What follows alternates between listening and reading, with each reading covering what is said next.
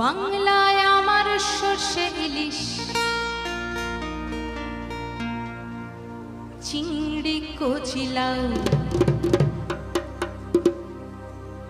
বাংলা পার্শে মাছকে ধুয়ে জিরের বাটায় দাও। বাংলায় আমার সর্ষে ইলিশ,